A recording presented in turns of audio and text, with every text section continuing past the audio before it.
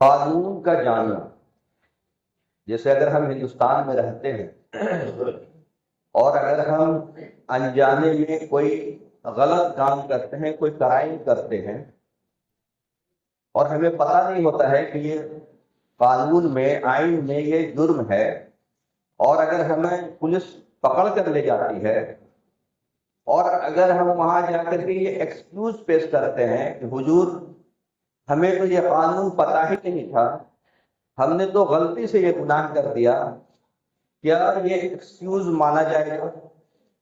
ہرگز مانا نہیں جائے گا، بلکہ جج جو ہے الٹا یہ ڈانٹے گا کہ تمہیں قانون کیوں نہیں پتا، تم نے کیوں نہیں پڑھا کانسٹیٹیوشن کو، تمہیں معلوم ہونا چاہیے بحیثیت سٹیزن، ہندوستان کے تم سٹیزن ہو، تمہیں پتا ہونا چاہیے کہ آئین میں کیا لکھا ہوا ہے، قانون کیا ہے، اور اگر تمہیں قانون نہیں پتا تھا تو اس کی وجہ سے کوئی چھٹکارا نہیں ملنے والا، بلکہ سزا ہونا طے ہے۔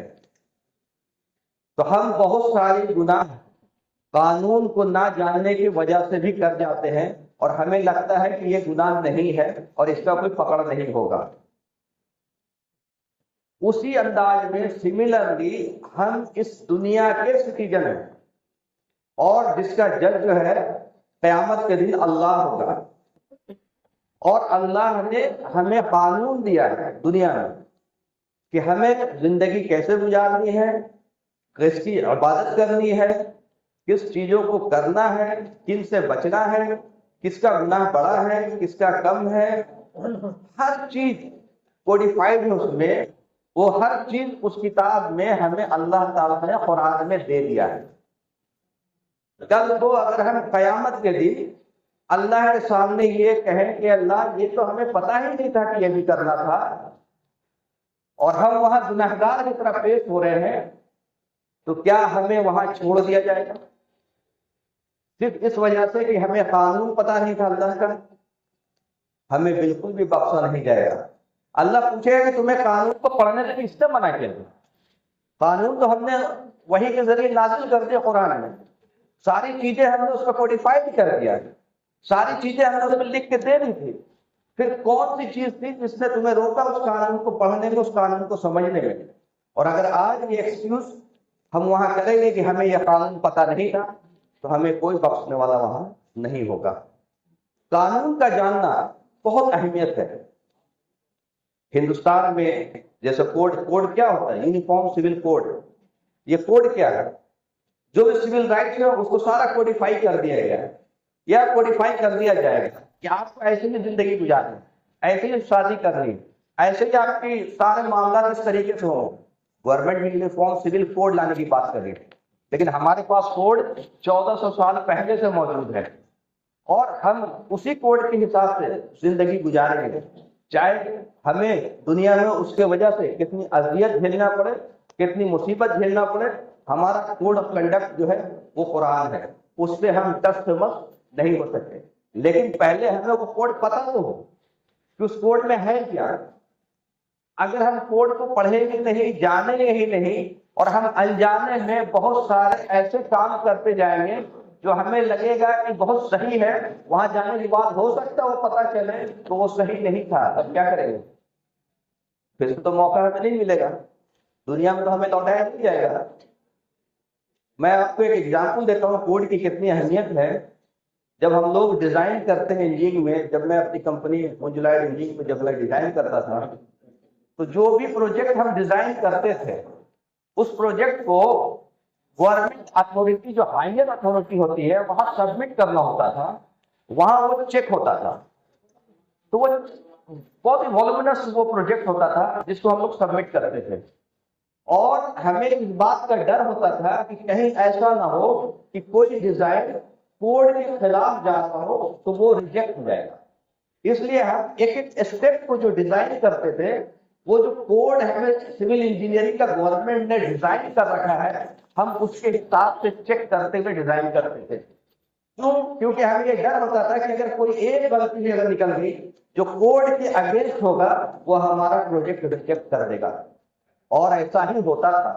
پہلی بار جب ہم نے جمع کیا، ان کی پوری ٹیم بیٹھتی تھی، ایک ایک ہفتہ 10 دن تک وہ ریویو ہوتا رہتا تھا اور وہ مارک کر لیتے تھے کہ یہ اکارڈنگ ٹو کوڈ نہیں ہے، یہ اکارڈنگ ٹو کوڈ نہیں ہے، یہ اس طرح سے 10 غلطیاں نکال کے پورا پروجیکٹ ریجیکٹ کر دیا۔ پھر ہم اس میں مہینوں لگاتے تھے، اب وہاں تو مہلت ہمیں ملتا کوڈ کی ساتھ سدھارنے کے لیے، پھر ہم مہینوں لگاتے تھے، پھر سے رپورٹ سبمٹ کرتے تھے، پھر ڈرتے ہیں رپورٹ سبمٹ کرتے تھے کہ بھائی اس نے جو 10 غلطیاں نکالی تھی وہ ایسا نہ ہو کہ کوڈ کے خلاف وہ ایک چلا جائے، اور ایسا ہوتا تھا کہ ایک آدھ غلطی پھر بھی رہ جاتی تھی اور پھر وہ پورا پروجیکٹ ریجیکٹ کر دیتا تھا۔ یہ ہے کوڈ کی اہمیت، یہ ہے قانون کی اہمیت۔ ہم وہ نہیں، بلکہ اس سے بلڈنگ نہیں گرنے والی تھی، اس سے پروجیکٹ کا کوئی نقصان نہیں ہونے والا تھا، اس سے کچھ بھی فرق نہیں پڑنے والا تھا پروجیکٹ میں، لیکن قانون قانون ہے اور قانون کے خلاف کوئی نہیں جا سکتا۔ تو وہ قانون جو ہے اس کے تحت چونکہ وہ غلط ہو گیا، اس لیے وہ پروجیکٹ غلط ہو گیا۔ تو یہ چیزیں ہمیں سمجھنا چاہیے کہ اللہ نے ہمیں جو قانون دیا ہے اس قانون کے حساب سے کیا ہم اپنے زندگی کے عمل کو ہم چیک کرتے ہیں، کیا ہم چیک کر رہے ہیں کہ ہم اس کوڈ کے حساب سے صحیح چل رہے ہیں یا غلط چل رہے ہیں۔ کیونکہ مرنے کے بعد اگر قیامت کے دن پتہ چلا کہ ہم اکارڈنگ ٹو قرآن تھے ہی نہیں، تو پھر ہمیں وہاں سے لوٹنے کا موقع نہیں ملے گا۔ یہاں تو ریجیکٹ کر کے آپ کو سدھارنے کا موقع مل رہا تھا، وہاں کوئی لوٹنے کا موقع نہیں ملے گا، وہاں کوئی دوبارہ موقع نہیں ملے گا، وہاں نہ رونے کا کوئی فائدہ ہوگا، نہ گڑگڑانے کا کوئی فائدہ ہوگا، وہاں کچھ بھی کام نہیں آئے گا۔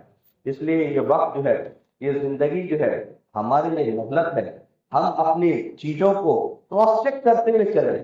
دیکھیے تقویٰ کہتے ہیں بچنے کو، تقویٰ جو ہے اکثر سنتے ہیں کہ اللہ کا تقویٰ اختیار کرو، اللہ کو تقویٰ پسند ہے۔ تو تقویٰ ہے کیا؟ تقویٰ کہتے ہیں بچنے کو، بچ کے چلنے کو، اللہ کے قانون سے سترک رہنے کو، جس میں اللہ کی پکڑ ہوگی۔ تو جب ہم قانون کو جانیں گے تبھی تو بچیں گے، جب ہم قانون کو جانیں گے نہیں تو بچنے کی کوشش بھی نہیں کریں گے۔ ہم اپنی زندگی یوں ہی گزارتے چلے جائیں گے، بلکہ ہم ازیوم کرتے رہیں گے کہ میں جو بھی کر رہا ہوں صحیح کر رہا ہوں۔ ایک آدمی آج کے ڈیٹ میں ہمارے کتنا نا اتفاقی ہے، چاہے وہ دیوبندی ہو، بریلوی ہو، اہل حدیث ہو، شیعہ ہو، سنی ہو، ہزاروں کا نا اتفاقی ہے۔ بلکہ اب یہ لگنے لگا ہے کہ یہ چیزیں ختم ہی نہیں ہوں گی قیامت تک۔ اب یہ لگنے لگا ہے کہ بھائی یہ جو تفرقہ رہے گا، یہ تفرقہ ہے اس لیے کہ ہم اپنے فیصلے قرآن کے حساب سے کوڈ میں ہم دیکھتے ہی نہیں ہے کہ کیا لکھا ہوا ہے۔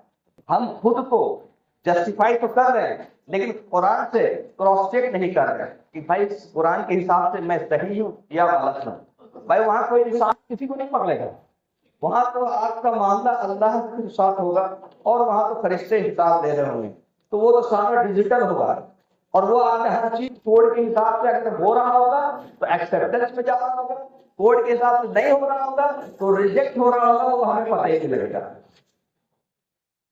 یہ فیکٹ ہے بھائی، جب آپ اللہ کے رسول کے حساب سے کام کریں گے وہ ایکسیپٹنس کی کرائٹیریا میں جا رہا ہوگا، جب آپ اللہ کے رسول کے حساب سے کام نہیں کریں گے وہ ریجیکشن میں جا رہا ہوگا۔ لیکن آپ چیک کہاں کریں گے؟